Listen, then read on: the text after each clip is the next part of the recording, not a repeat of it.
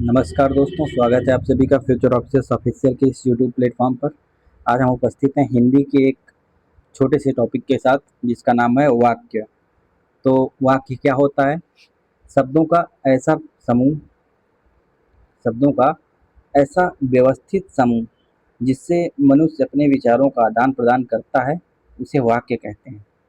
तो वाक्य क्या होता है? शब्दों का ऐसा व्यवस्थित समूह होता है जिसके द्वारा मनुष्य अपने विचारों का आदान प्रदान करता है। एक वाक्य में क्रमशः कर्ता, कर्म और क्रिया होते हैं। तो ये शर्त है कि इसमें कर्ता, कर्म और क्रिया एक वाक्य में होने चाहिए। तो ये वाक्य होता है। वाक्य कितने प्रकार के होते हैं? तो वाक्य रचना के आधार पर वाक्य के 3 प्रकार के होते हैं: सरल वाक्य, मिश्र वाक्य और संयुक्त वाक्य।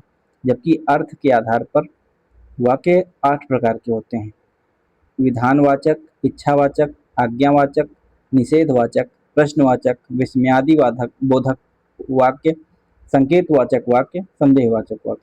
तो ये अर्थ के आधार वाले इंपॉर्टेंट नहीं है, लेकिन ये हमारे जो संरचना के आधार पर 3 प्रकार के हैं वाक्य, सरल, मिश्र और संयुक्त, ये अक्सर एग्जाम में आते हैं।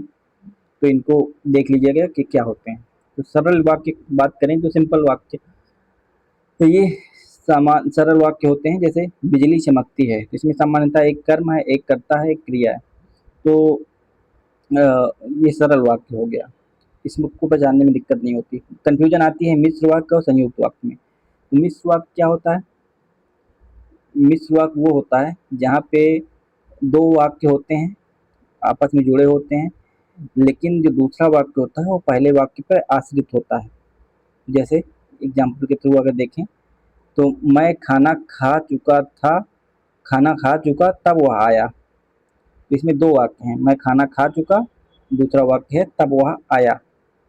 तो इसमें 2 वाक्य हैं, लेकिन ये जो तब वह आया है, ये अगर इसको अकेले बोलेंगे तो ये अधूरा अधूरा सा प्रतीत होता है। तब वह आया, आपके मन में क्वेश्चन आएगा कि कब वह आया, यानी कि अपने आप में अधूरा है। तो इसको पूरा करने के लिए है कि मैं खाना खा चुका तब वह आया। तो इसलिए यह मिश्र वाक्य है, क्योंकि इसका जो दूसरा वाक्य है वो पहले वाक्य पर आश्रित है। और इसी प्रकार संयुक्त वाक्य क्या होता है? संयुक्त वाक्य में भी 2 वाक्य आपस में जुड़े होते हैं, लेकिन ये दोनों वाक्य स्वतंत्र होते हैं, यानी कि अपना अर्थ पूरा करते हैं अलग अलग होकर भी। जैसे सूर्योदय हुआ और कुहासा चला गया। तो सूर्योदय हुआ और कुहासा चला गया, इसमें 2 वाक्य हैं। एक पहला वाक्य है सूर्योदय हुआ और दूसरा वाक्य है कुहासा चला गया। ये आपस में जुड़े हैं और संयोग कंजक्शन से।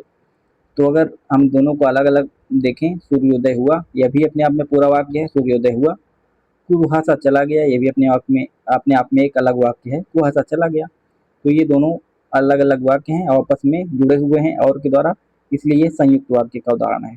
इस प्रकार इसको आप पहचान सकते हैं कि संयुक्त में 2 वाक्य होते हैं, लेकिन वो दोनों अपना अर्थ अलग रखते हैं, यानी कि अपना अस्तित्व रखते हैं अलग अलग होने पर भी। मिश्र वाक्य में 2 वाक्य होते हैं, लेकिन जो दूसरा वाक्य होता है वो पहले वाक्य पे आधारित होता है या आश्रित होता है, उसके बिना वो अधूरा सा प्रतीत होता है। और सरल वाक्य तो आप पहचान ही लेंगे।